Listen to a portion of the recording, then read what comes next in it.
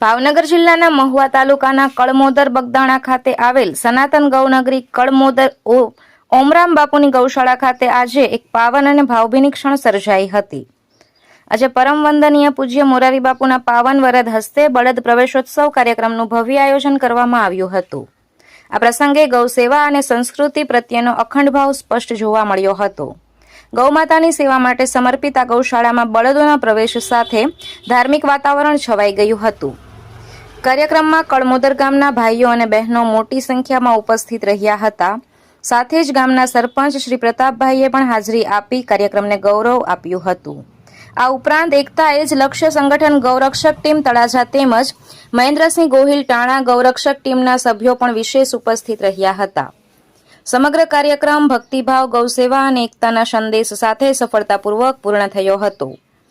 ગૌમાતા પ્રત્યેની શ્રદ્ધા અને સેવા એ જ આપણો સંસ્કાર છે અને આવા કાર્યક્રમો સમાજમાં સકારાત્મક ઉર્જા ફેલાવે છે।